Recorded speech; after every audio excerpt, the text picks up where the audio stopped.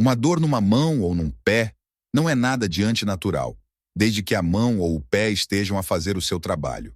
Da mesma maneira, nenhuma dor é contra a natureza do homem, como homem, desde que ele esteja a fazer trabalho de homem. E se este estiver de acordo com a natureza, não pode ser um mal. Em que invulgares prazeres vão os ladrões, os pervertidos, os parricidas e os tiranos buscar a sua satisfação? Repara como vulgares artífices vão ao encontro dos desejos de um patrão até certo ponto inexperiente, mas, no entanto, seguem rigorosamente as regras do seu ofício e recusam desviar-se delas. Não é deplorável que um construtor ou um médico tenham mais respeito pelos cânones da sua arte do que um homem pelos seus próprios cânones que partilha com os deuses. No universo, a Ásia e a Europa são apenas dois cantinhos, a água de todos os oceanos, uma gota, Atos, um insignificante pedaço de terra, a vastidão do tempo, um pequeno ponto na eternidade. Tudo é insignificante, inconstante e perecível. Tudo procede da única fonte, emergindo diretamente, ou por derivação, da soberana razão universal. Mesmo as mandíbulas abertas do leão, o veneno mortal, ou todas as outras coisas que realmente ferem, até a roseira silvestre e o atoleiro, são subprodutos de qualquer outra coisa que em si própria é nobre e bela. Não penses nelas como estranhas àquele que veneras, mas lembra-te da origem única que é comum a todos eles. Ver as coisas do momento presente é ver tudo o que agora existe, tudo o que existe desde o princípio do tempo, e tudo o que existirá até ao fim do mundo.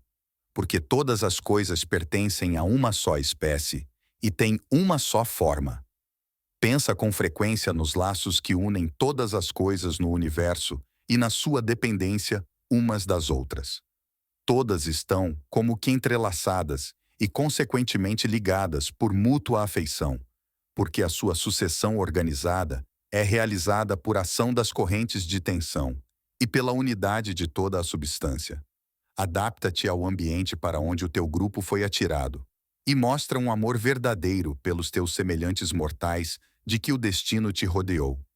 Não há qualquer problema com uma ferramenta, um instrumento ou utensílio, quando ele serve o fim para que foi feito, embora neste caso o seu construtor não esteja presente. Mas com as coisas feitas pela natureza, o poder que as moldou ainda está com elas e nelas fica a residir. Mais uma razão para que a veneres e fiques com a certeza de que só vivendo de acordo com a sua vontade, tu terás as coisas a teu gosto. É esta a maneira como também o universo tem todas as coisas a seu gosto.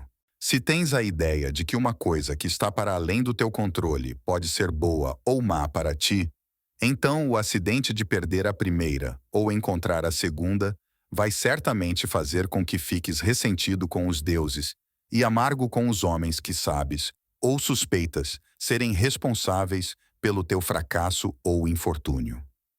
Nós cometemos realmente muitas injustiças por darmos importância a coisas deste tipo. Mas quando limitamos as nossas noções de bem e mal estritamente àquilo que está no nosso poder, não resta qualquer razão, quer para acusações contra Deus, quer para desavenças com os homens.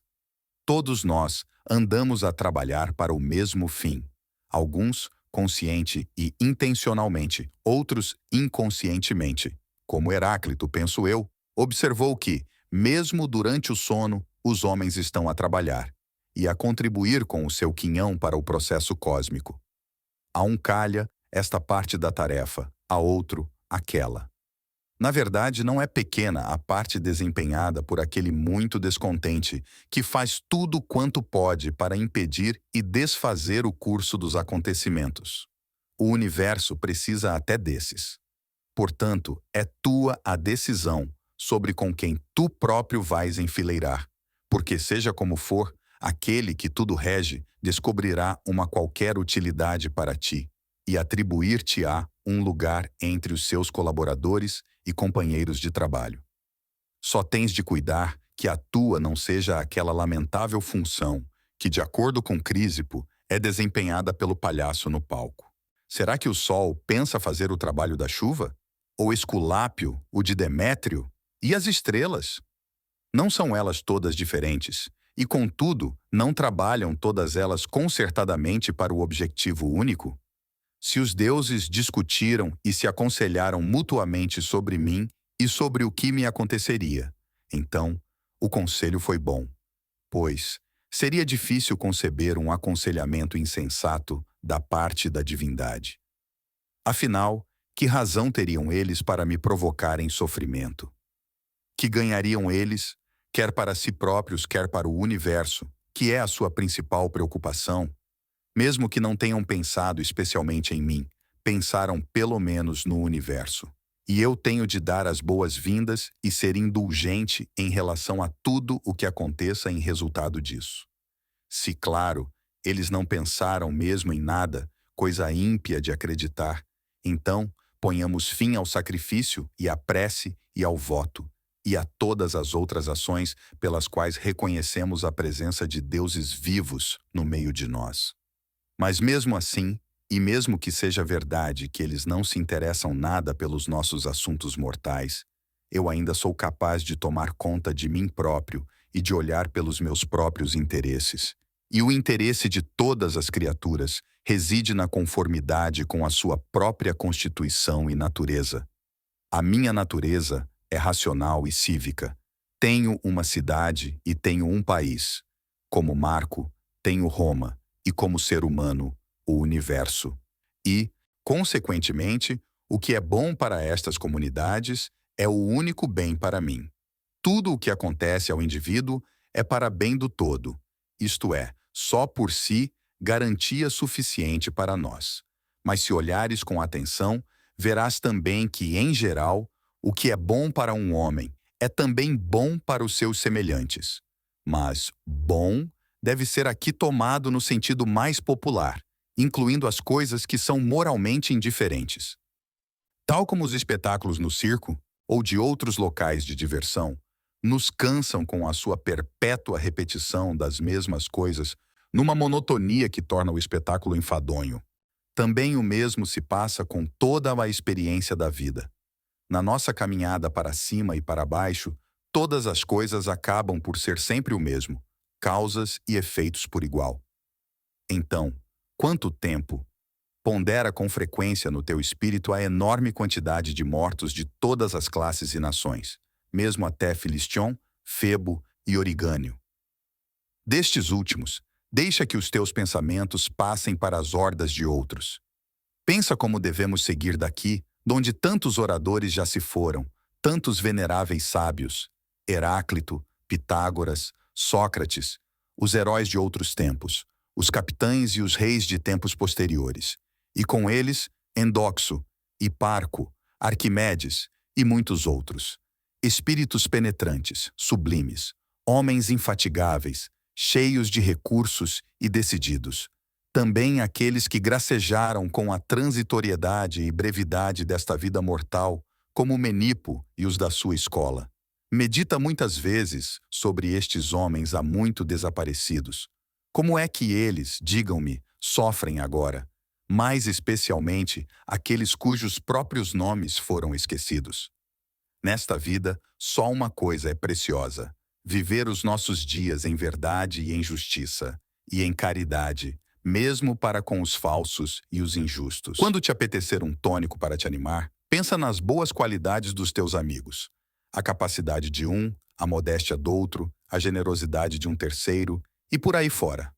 Não há remédio mais seguro para o desânimo do que ver os exemplos das diferentes virtudes que os caracteres daqueles que nos rodeiam tão claramente patenteiam. Mantém-nos bem diante dos olhos. Aborrece-te o fato de pesares só uns tantos quilos em vez de 80?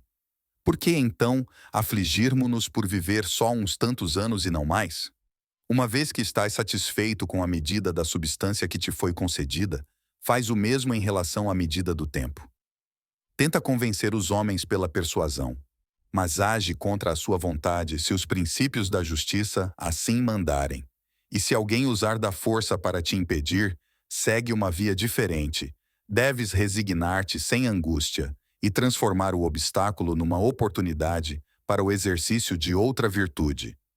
Lembra-te de que a tua tentativa esteve sempre sujeita a reservas. Tu não estavas a apontar para o impossível. Então, para quê? Simplesmente para a tentativa, ela própria. Nisto conseguiste, e com isso atingiste o objetivo da tua existência. O homem de ambição pensa encontrar o seu bem nas atuações dos outros, o homem do prazer nas suas próprias sensações, mas o homem de compreensão nas suas ações. Tu não és obrigado a formar uma opinião sobre este assunto que tens pela frente, nem a perturbar a tua paz de espírito. As coisas em si mesmas não têm o poder de te arrancar um veredito. Habitua-te a prestar muita atenção ao que os outros dizem, e tenta o mais possível entrar no espírito de quem fala. O que não é bom para a colmeia, também não o é para a abelha. Se a tripulação resolveu caluniar o seu timoneiro, ou os doentes, o seu médico, haverá mais alguém a quem eles deem ouvidos em seu lugar. E como é que esse outro seria capaz de garantir a segurança dos marinheiros, ou a saúde dos doentes?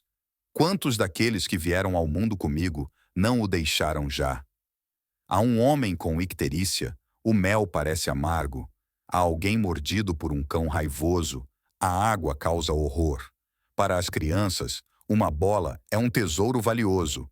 Então, por que cedo eu a cólera? Porque poder-se-á supor que o pensamento errado de um homem tem menos efeito sobre ele do que a bilis na icterícia ou o vírus na hidrofobia. Curta o canal e se inscreva para mais vídeos.